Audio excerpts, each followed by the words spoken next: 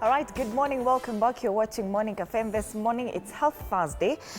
Just to note that first of all, and we're shedding light on polycystic kidney disease. Well, this is a condition where fluid-filled cysts develop in the kidneys, causing them to enlarge and lose function over time. And of course, we have Dr. Malcolm Correa in studio to help us understand all about PKD, what it is, what are the causes, what are the signs, and maybe the treatments that are available for this particular condition.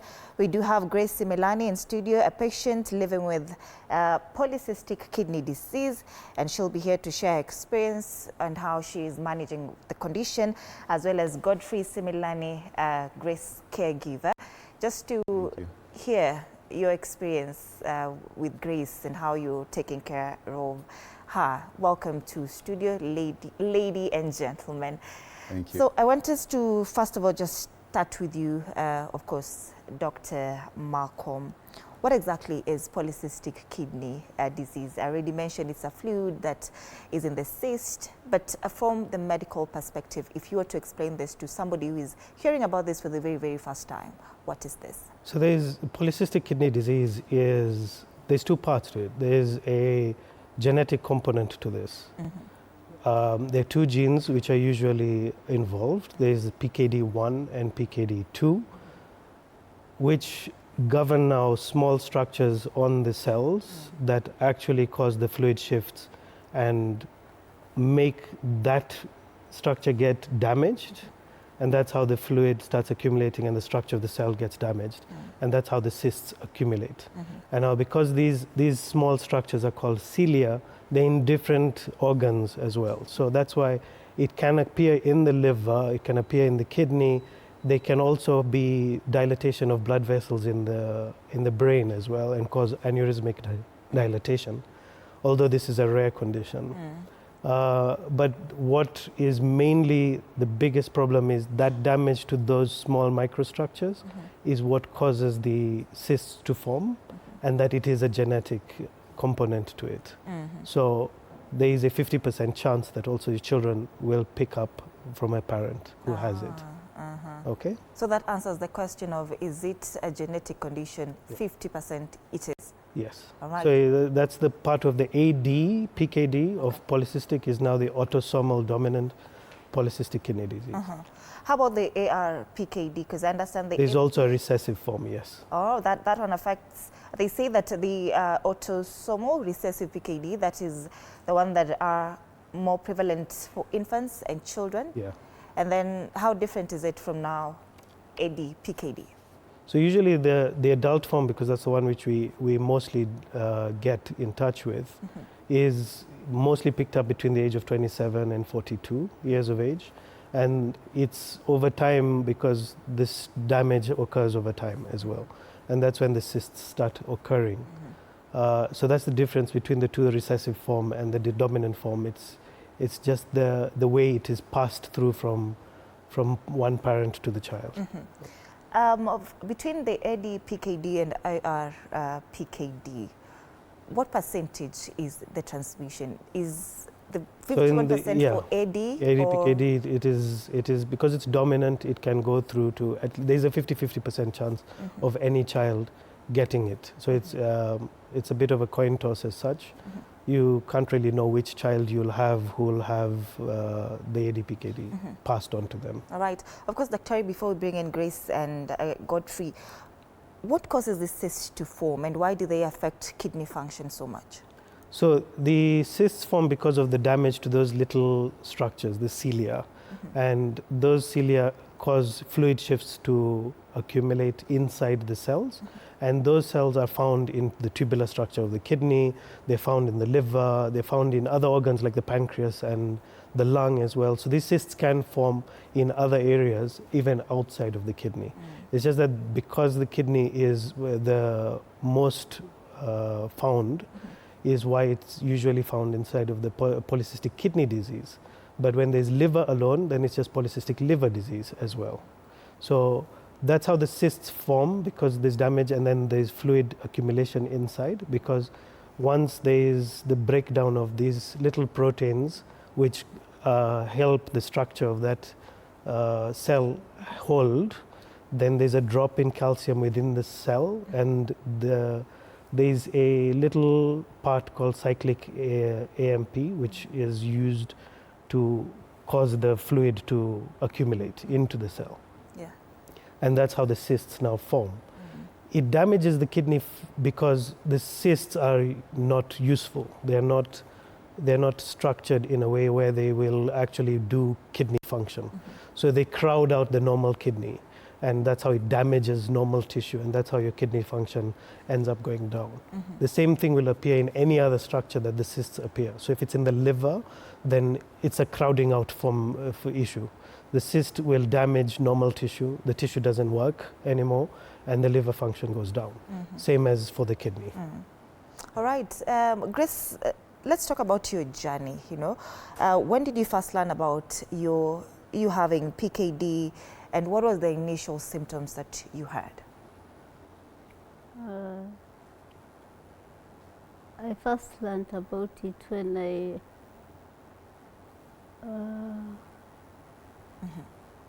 think it was about 20 years ago in 2005. Yeah, June. That's when it was first diagnosed. Yeah. 2005, 25 years. How is it like 20. living with the PKD? Yeah, so when it was diagnosed, I was explained to what it is. Of course, I did several tests to confirm.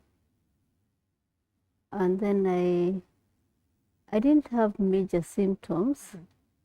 Yeah, because what I observed was just accumulation of fluid in the body. Yeah, because I had just got a baby, and previously I had no problem.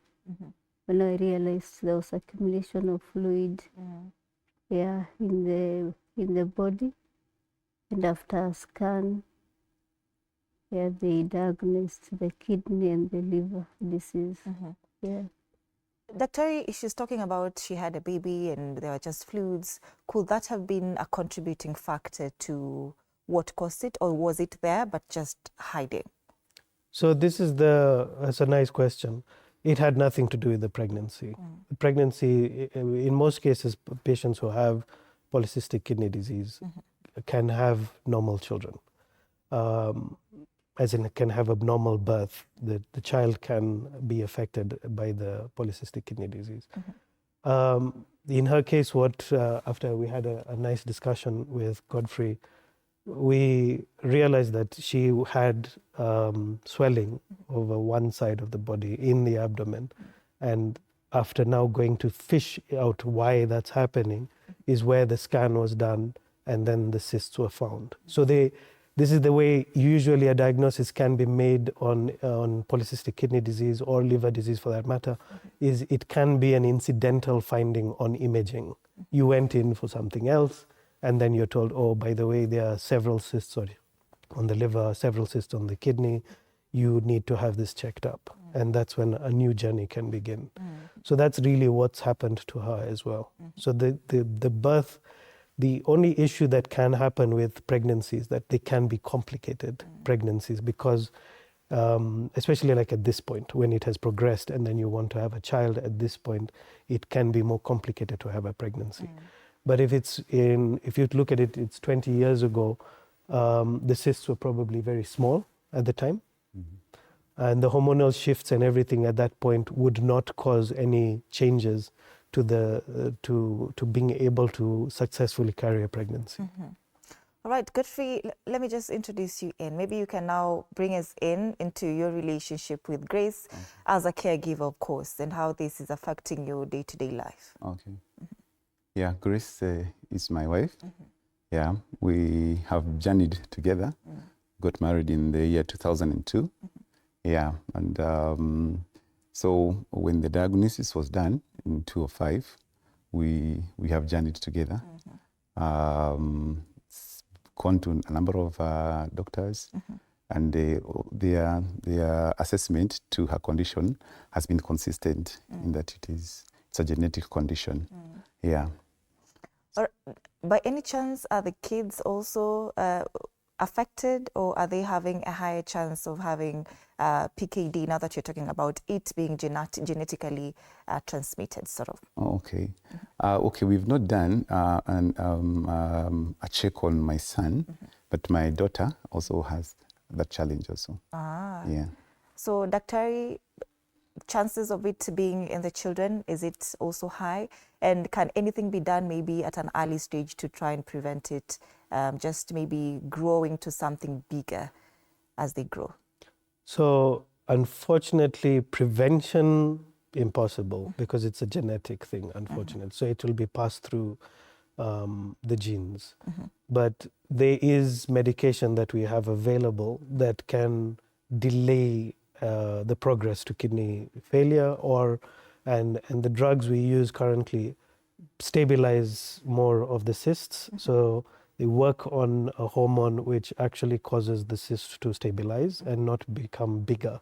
So the decline in kidney function, instead of being as fast as it usually is, about 5 to 6 mils per minute per year, it goes down to about 1.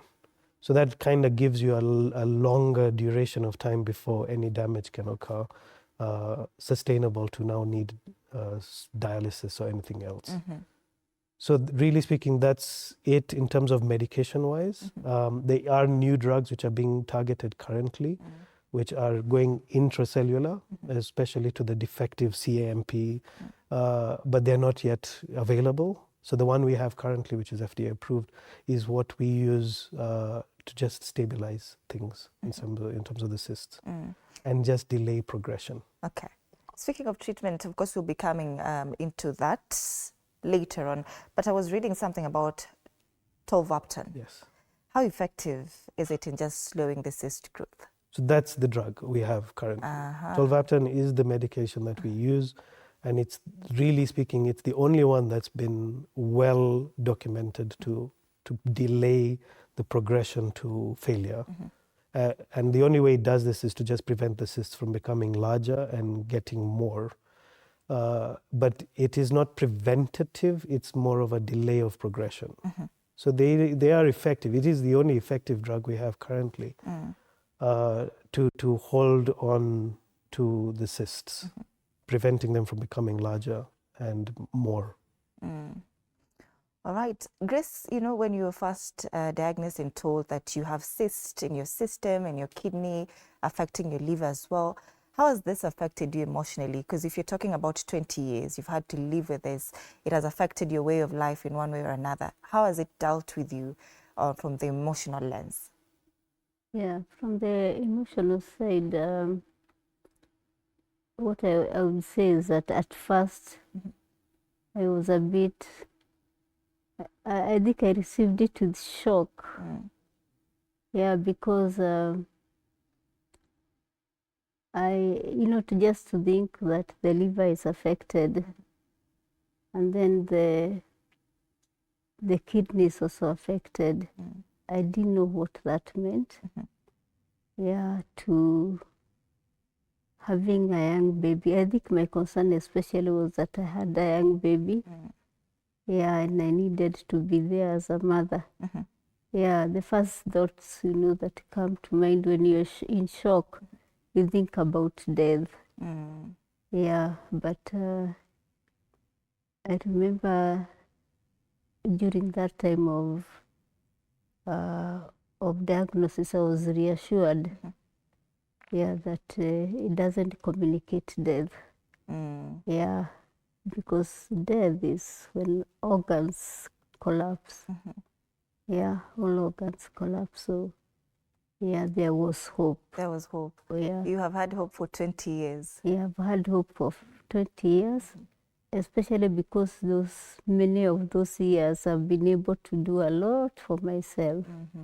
Yeah, so what has affected me maybe is that I've not been able to do the things I like to do, especially over the last 3 years as the fluid continued growing. There are certain things that I enjoyed to do, going to work. I'm a teacher. I enjoyed my job. Yeah, so sometimes I'm not able to go to work. It also affected the hemoglobin level. So sometimes there would be that weakness.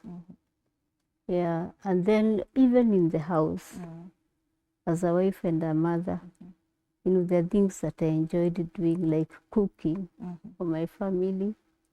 Yeah, and I really loved cooking and just doing kitchen work. Yeah, with my children. Yeah, so that is something I've not been able to do. Yeah, for some time. But Grace, we are holding on to hope. We are going to India. We are holding on to hope. But now, Godfrey, of course, this has affected Grace's way of life. She cannot do the things that she loves. But as for you as a caregiver, of course, you have to be there. Yes. How has this also affected your day-to-day life, your professional life? Okay. How has it changed? Okay. Okay, I continued with my work initially. There was not a big change. Yes, I would go to work together with her. There was not a big change. It's just that now, as now we have discovered now she's becoming weaker, and sometimes you need to assist her in one way or the other. Sometimes you may not go to work when she's not able to go. And you just need to be around her to assist her in doing those basics as the husband. Yeah, and well, sometimes it has not been easy, but we've managed. The support system has also been good. At least the friends around, family, have really been a source of encouragement to me to hold Grace's hand as we journey this rough terrain. Yeah. Yes. You know, usually people, we don't talk much about caregivers, just to look out for them. How are they doing emotionally, mentally? How has this affected you in any way, Godfrey? Yeah, okay. As I was saying, the support system has been good. Yeah, because without that support system, it can be very draining, very, very challenging. Yeah, but my pastor, my fellow brothers and sisters, colleagues, they've been very supportive, very supportive. Yeah, and well, some things you take them in stride. If they're not happening, you know the reason. You don't want to complain or to grumble, but you must take everything on a positive stride and stand by her because we believe that it's just for a season and a time. This is something which is doable, which can be dealt with, which can be overcome with the right kind of medication, with the right kind of treatment. And that is what our hope has been. Yeah. All right. Dr. Grace is talking about for the past 3 years, she has noticed that the fluid has continued growing. So if she's under medication, we talk about tolvaptan, which is kind of a medication that helps to slow down the growth. So why exactly is it growing if we have this medication that should be helping to just slow down the growth? So that's it. It slows down the growth. It doesn't stop it, unfortunately. So the cysts still will occur. They'll still grow. And that's why at least she's had a 20-year gap between the diagnosis and now when the kidney and the liver is giving trouble. Okay? Even the fluid which is reaccumulating now, as I was discussing, is because the cysts are crowding out the liver, and that's how there is now fluid shunting coming out and accumulating even in the tummy. But the tolvaptan, as we said, slows down. It doesn't stop the disease process. The good thing, I know you mentioned that she'll be going for possible transplant as well. So this is the next thing which I found out about it and I'm quite excited about that because that's a good thing. And like I had just told Godfrey as well, the good thing with this is it's genetic. So it is you fighting you, or you have created something that is against you. When you bring in a new organ, it's not going to touch that organ. So there's no risk of PKD or polycystic kidney disease occurring in the new organs. So if we get a new kidney, a new liver, then that's it. It's going to sort out the polycystic part of it. Yeah. And you know, I just want you to highlight a particular point there. If you're talking about polycystic kidney disease, you mentioned that sometimes the cyst doesn't only affect the kidney, but also liver as well. So is there a chance that it affects both the kidney and the liver at the same time? So it can go anywhere also. The most common is usually the liver and the kidney. The kidney is first off, then the liver comes up. But it can also be in the pancreas, it can be in you can get something like bronchiectasis in the lung, all at the same time. And it can also give you aneurysms in the brain, where there's bulges in the blood vessels. And those can rupture, even though it's very rare for that to happen.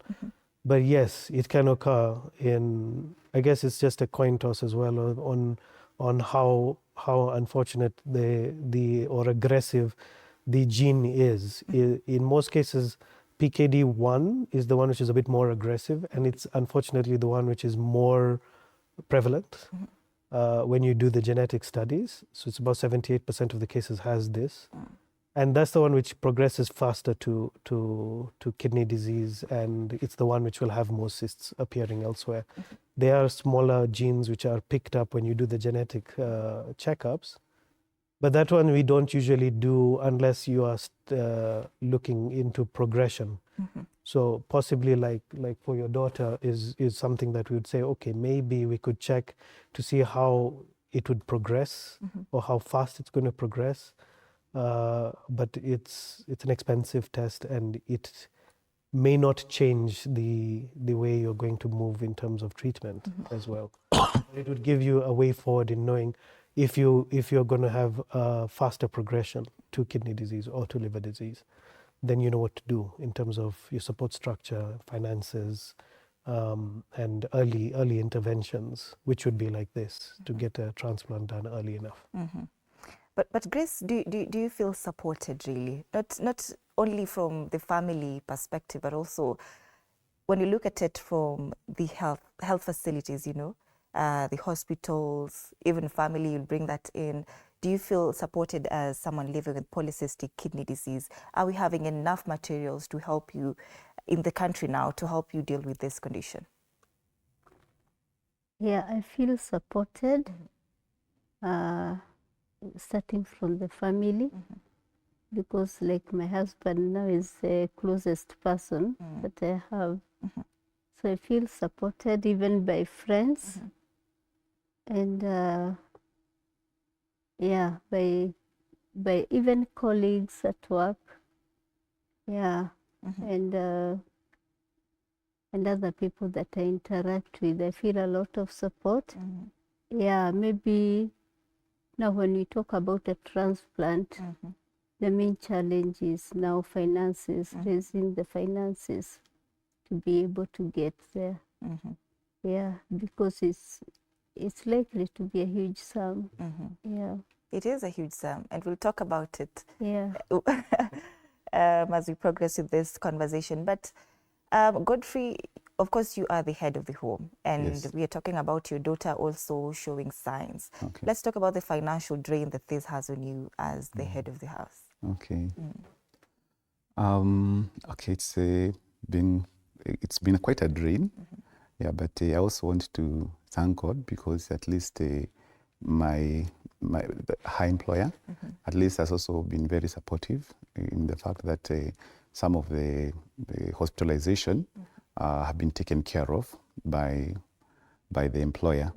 Yeah, and you see, again, the employer also has a limit.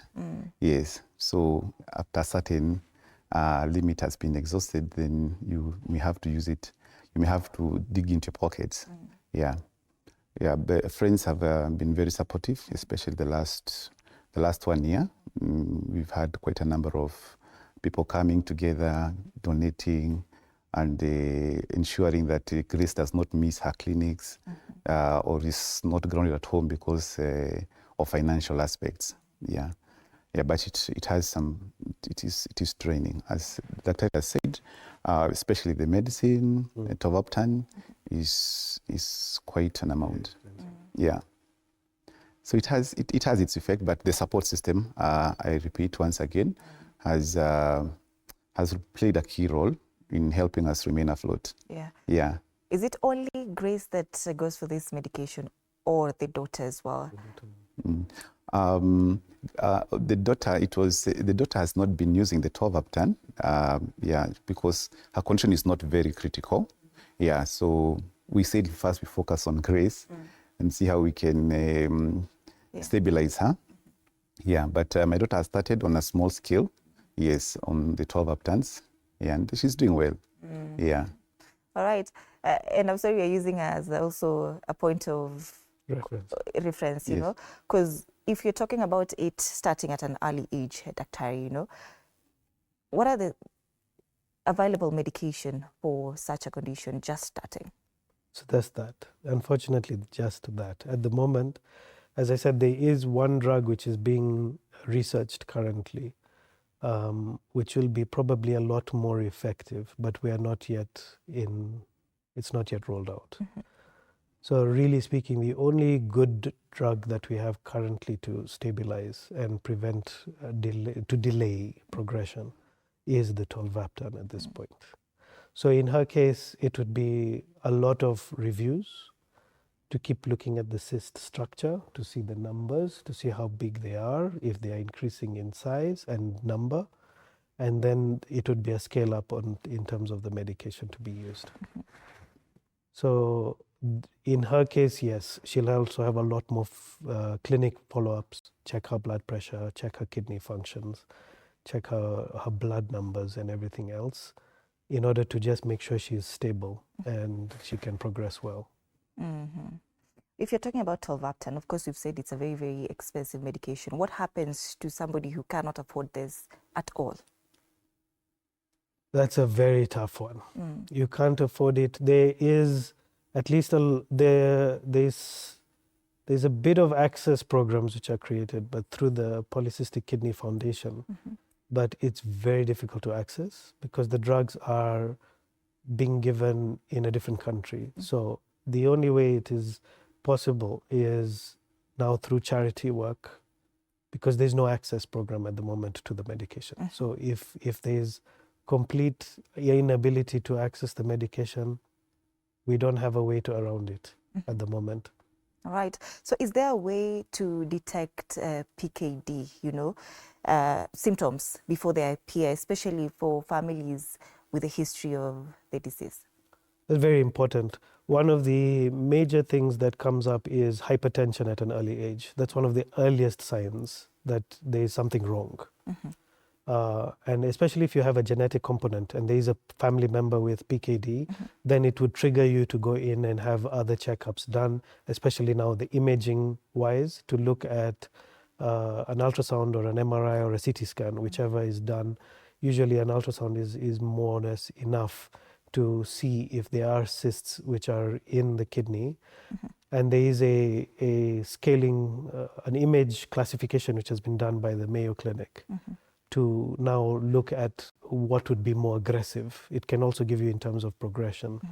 But somebody who has like a family, that's one of the major things that also affects patients is the family around them. There's the concerns because now, yes, Grace has PKD, but now it will travel through her siblings and through the entire family as a network that, hey, wait a minute, there is one of us who has a genetic component. Does that mean all of us have it? And the only way to really go through that is now getting a scan done and making sure it's checked. Then there's the issues I've said. You check your blood pressure, you check your sugar, you check your kidney function test, and you have it more or less checked up more often than not. That's the only way to early detect it. And then once it's detected, like now in the case of the daughter, it's been detected, so then you can initiate some follow-up and medication if needed. So it's a game of trap and then follow, prevent it from getting worse early enough, and delay the progression. But it's not something that's going to tell you, oh, I got something cut and fell off, and that's how I know now this is a problem. It's subtle, and that's the problem with kidney disease. I have something that I keep telling people. Kidney disease is very forgiving until it's not. And when the kidney stops working, things really just drop very quickly. So she's mentioned the things that happen. You'll get pain in the abdomen, you'll get this fullness, you'll get this feeling like you can't eat anymore. Then you get weak because of the anemia and because of the decreasing kidney function. And those are the subtle things that give you these problems that, okay, there's something going wrong. And if you go to pass urine, you might see blood in the urine, or you might see foam like soap, you know, in the bubbles appearing in the urine, which then tell you, oh, there's something else going on. And when you check that, you might find there is blood in the urine, or there is protein loss in the urine, which then tells you that the kidneys are actually dysfunctional or they're damaged. So those are the early things that if somebody's keen, this is the kidney in the end, and every nephrologist will tell you, please keep looking at your urine, because that's an easy way of telling you yourself something's going on. Interesting. Before you come to the family, you know, sometimes they say that someone can survive with one kidney. Can that be an option, maybe to remove the affected one and to let the patient survive on the one remaining? So unfortunately, because it's genetic, it usually affects both. So the cysts will be on both kidneys, and both kidneys will be dysfunctional.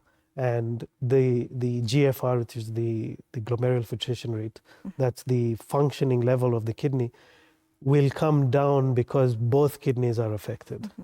So we rarely remove kidneys in ADPKD.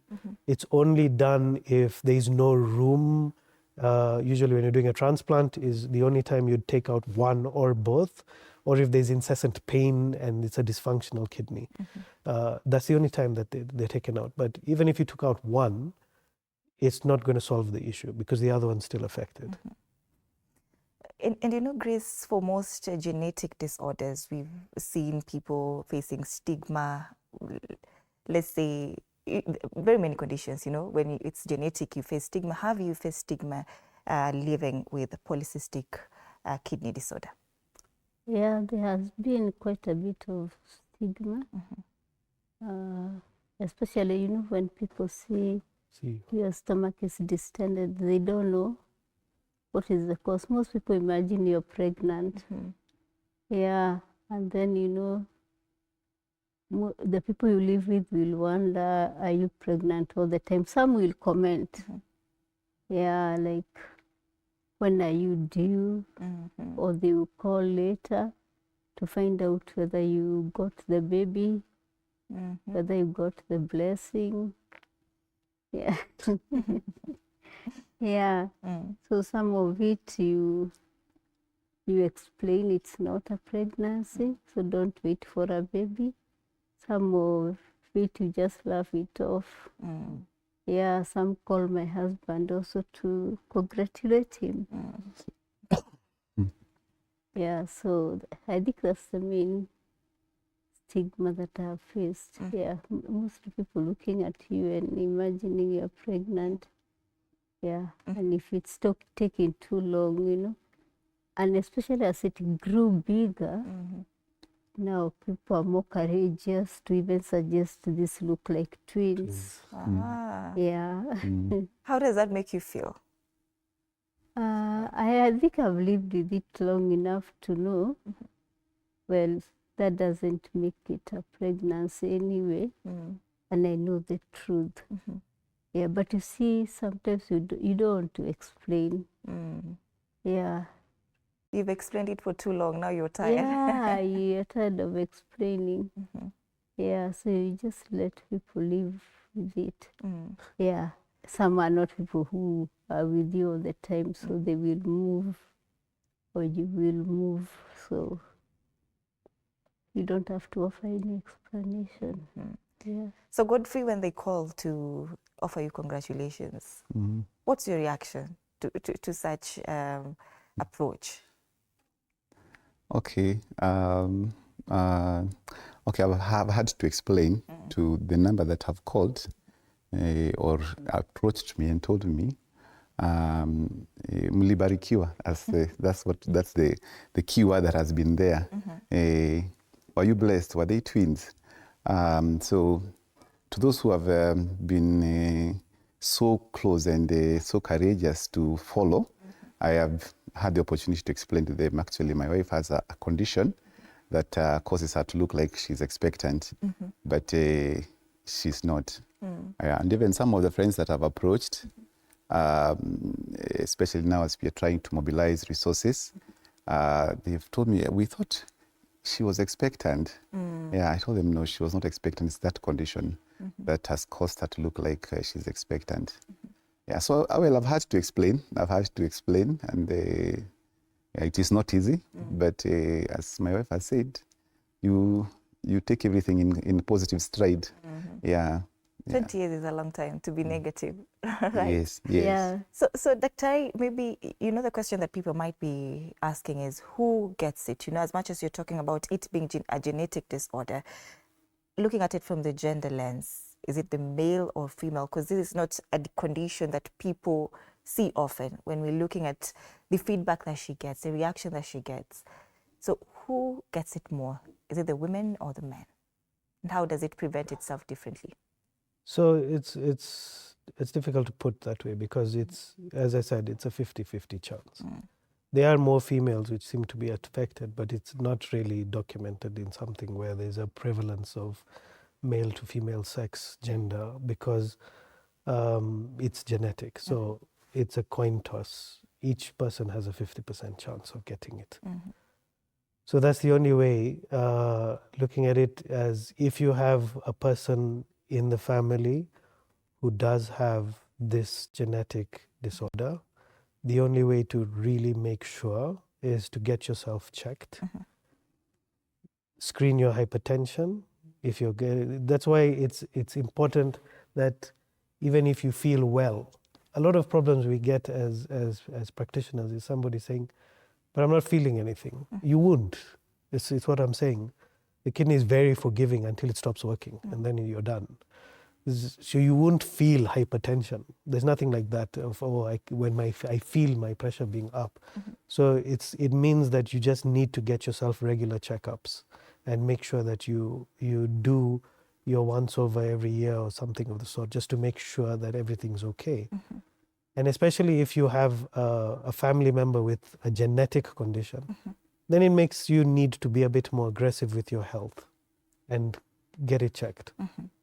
You talked about one of the first signs, or one of the signs being hypertension, but I'm concerned about high blood pressure. Why is it usually the first sign of PKD? I was reading somewhere and I found out that high blood pressure often is the first sign of PKD. Why? So it's because it's affecting the kidney level. So the kidney level, the kidney is very wonderful in the way it reacts. It will demand blood if in case there is an area of the kidney that's deprived. So when it does that, it will send in hormones to the blood system to push up the pressure. So it's from the kidney asking, I'm not getting enough. And this may just be because the cyst is impinging on an artery, or it is taking up part of the kidney's area, so its function is reduced. And because of that, now the kidney says, look, I have X amount of blood to be passed through the system. 180 liters of blood every day has to go through that kidney. So if it has to pass through, it's going to ask, I want this blood to come through. And initially, that's what's going to happen. It's going to push up your pressure. It will produce the hormones to say, blood has to go through. We're not passing as much as we're supposed to be passing. So pull. So that's how the pressure goes up. And that's why it's one of the earliest signs when there's something wrong in the kidney. Okay. So Grace, has it stabilized, or have you had trouble with high blood pressure now, even as you try to suppress the cyst growth? It being the first sign of course, PKD, has it suppressed, or is it something that keeps recurring? Yeah, previously, for most of those years, I was taking a HB, so a drug to control HB. Blood pressure. Blood pressure. Okay. And but recently, after I started dialysis, now the pressure went down. Yeah. All right. I'm interested to know how the kids take this condition. Yeah. you know, is it affecting them in any way? Yes. Have they accepted it? Yeah. How was their first reaction, you know, when they found out that, you know, mom is sick, mom is going through 1, 2, 3? Okay. What was their reaction? And how are they finding it? Okay. Okay, now, my son, when he was born, the mom was already having the challenge. So he has lived with it. He has all his childhood, he's 12 years. Yeah, so it's like the main concern for my son especially has been the issue of, is mom pregnant? Is mom, yeah. So I think for him, it has affected him a bit negatively a bit to accept some of those challenges that she sees the mother going through, because sometimes even the mobility, she needs to be supported, and yeah, and it affects him. But we have tried to encourage him to be positive, to be hopeful. He's schooling in a boarding school, so most of the time he's not around the mom. When he's around, that's the time now it hits him, it affects him, but he's taking it positively. For my daughter, she has courageously accepted this, and she's positive. Her support system has also been very good. At least she has been able to get a lot of support from family members, so that and friends who have shown her that it is possible that your mom is going to go through this and she's going to make it. Yeah, at least also she's a bit maturer compared to my son. The firstborn is my daughter. Yeah. Yeah, so at least I think with the issue of maturity, she has also been able to accept that fact and seeing that she can still live. If her mother has lived this long, even her, she's going to live. Yes. And you know, I was coming to that particular question. She's drawing inspiration from mom. Yes. If mom has it, then I can also live with it. But has she ever really come to you and told you that, mom, I'm really struggling with this. I'm really struggling to accept this. Why is this happening to us? Any challenge that you've seen in your relationship with her in regards to a PKD? I think that happened. The only time I noticed was when she was first diagnosed, because at that time she already knew that I had it, and so she used to worry about me. But now when she was diagnosed and she discovered it was that day, I remember it was a night. That night she was really affected. We talked a lot through the night. I assured her it's not a statement of death. Yeah, so I think that is what I noted. After that, she decided to be very positive about it. And the good thing is that her symptoms, as Dr. was saying, her symptoms are not bad. Yeah. Actually, she takes medication to control blood pressure, but her pressure is properly controlled. So she doesn't think much about her condition. What affected her now is when she started seeing my mobility is affected. Yeah, but we keep talking about it. Yeah. All right. Doctor, you know, there is also this concern. We see a condition like sickle cell. Maybe, I know it's something with RH, if the parents don't have something, you know, the challenges with sickle cell. Is it the same case with the PKD as well? Or is there maybe a particular point where, let's say, one parent has it and the child will not get it because they married maybe a partner who has a stronger gene? So that's the dominant part. The dominant part means it doesn't matter who else is involved. It is now a flip of the coin from the genetic transmission to the child. It will not matter whether if you have two parents who have it, then, or one parent who has it, it's that dominant factor that will go through. If it's in the recessive form, then that can play a part where there is a dilution factor as such. But in the dominant part, no. It doesn't matter who your partner is. And that is the main part of where genetic counseling comes up, which is, I'm sure, something that they've already had a little chat about, or it's been already been introduced for the daughter, that if she does want to have a child or something of the sort, then this is something that she can also, if she has a natural birth of her own, then it's something she can transmit as well. So it would be something where genetic counseling of an egg which is not hers, which is not containing the gene, is something that she can carry as a child, rather than have so there's a lot involved in terms of that now. Because yes, you can carry a pregnancy just the way Grace carried the 2 pregnancies without a problem. But then you have this overlying problem in your head where you're thinking, now, have they all got it? Did one get it? Did one did not get it? And you can't know until the imaging is done and the genetic testing is done, or that sort of investigations. But in terms of now, if you've been diagnosed early enough, like for her, it would be the next stage is, if you want to have a child and not have the overlying pressure on your mind that you are transmitting this, then it would mean that there would be some genetic counseling done and control of the pregnancy done. So that would be the way you would prevent it from going further. Interesting. So what are the most effective methods of diagnosing PKD? Is it genetic tests, ultrasound, CT scan? What is the most effective method? So when you pick it up, so you can see, like, even for Grace, the easiest way it was picked up was a chance ultrasound. Okay, so that is the only best way that it can be picked up, because even the classification of the different types of cystic lesions based on age and progression, even for the Mayo Clinic, the one that they created, it is based on the ultrasound and imaging.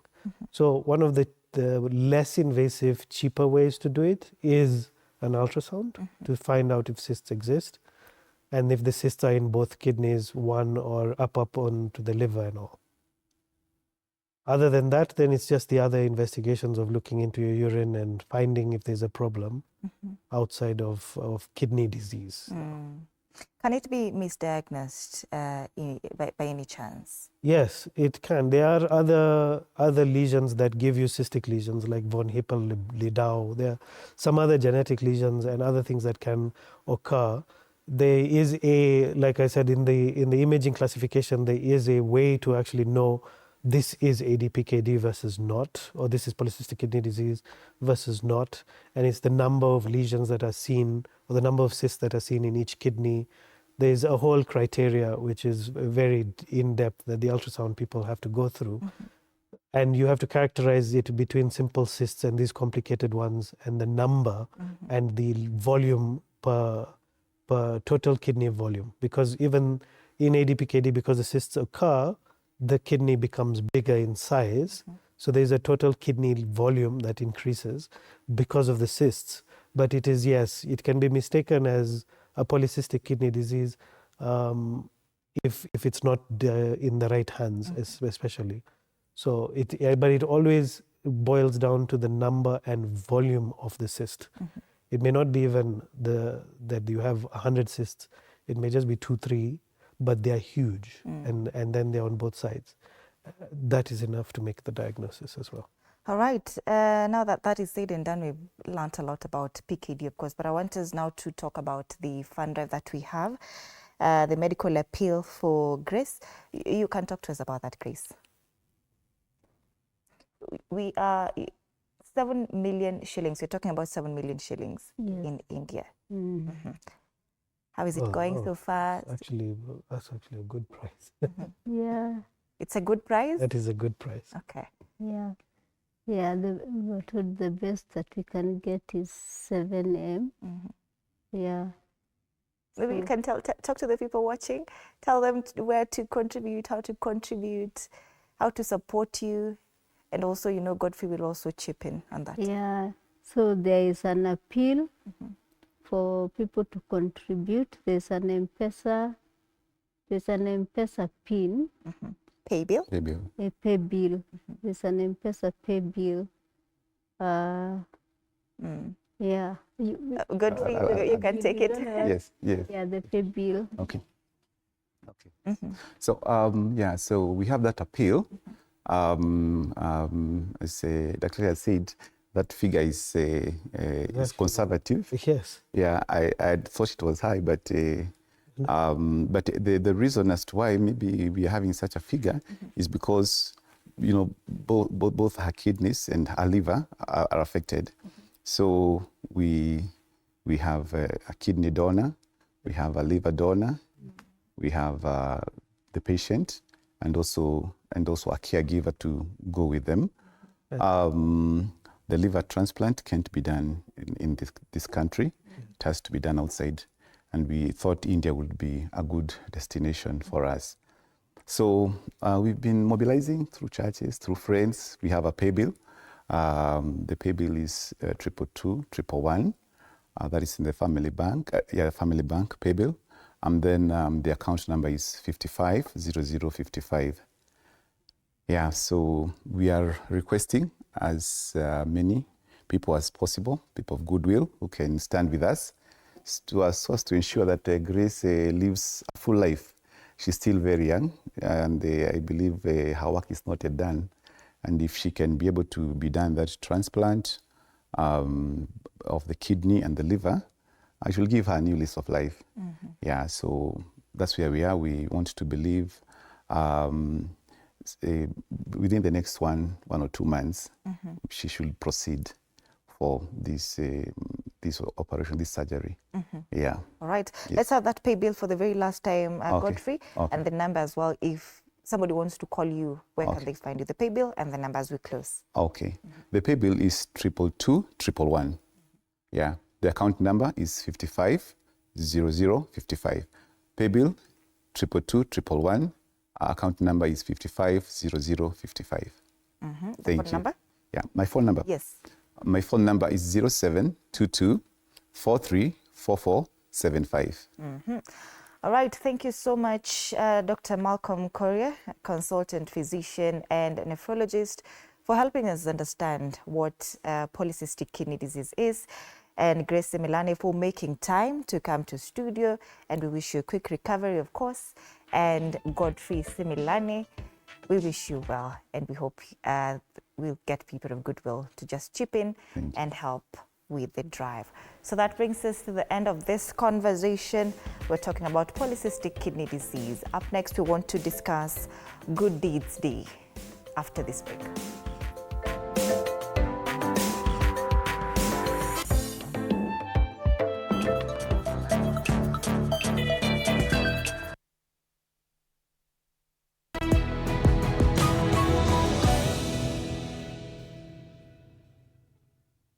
Machinations, the red tape, the hardball, the shame, the glory, the secrets, the covert, the overt, the good, the bad, the ugly, the wins, the losses, the squabbles, the treaties, the twists, the turns, the tenders, the contracts, the game, the drama, the spats, the dossiers, the scandals, the naked truth, even their clandestine meetings.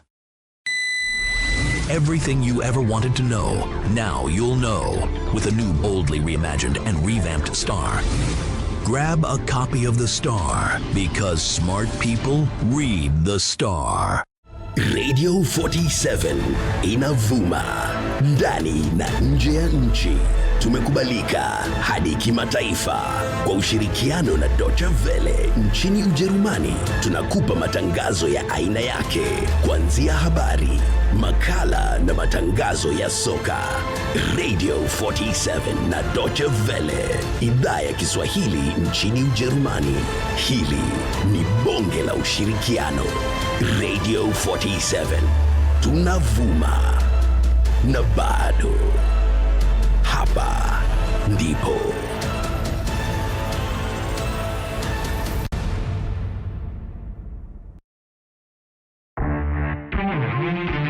Let's give a very warm, hot seat welcome to the star of the night. You are a true testimony that nothing is impossible. He's made a permanent mark on Kenyan comedy. A man who has single-handedly made being masculine popular again.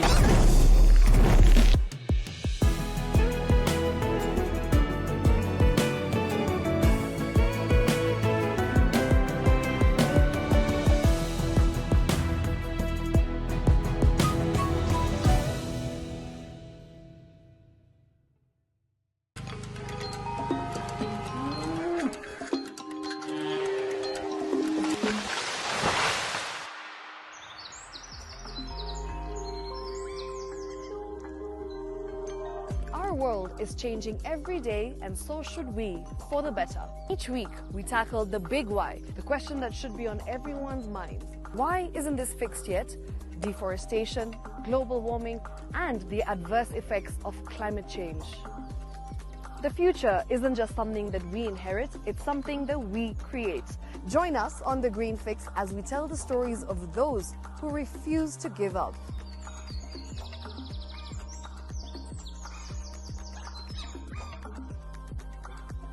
When it comes to fixing the planet, there is no time to waste. Join me, Shiksha Arora, on Thursdays at 9 p.m. on The Green Fix as we look into the big why. You and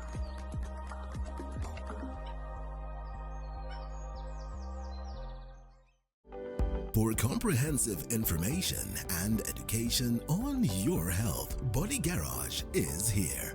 Don't allow anyone to pluck out your good tooth as long as it is strong and stable. Cancer doesn't start today and you get the symptoms tomorrow.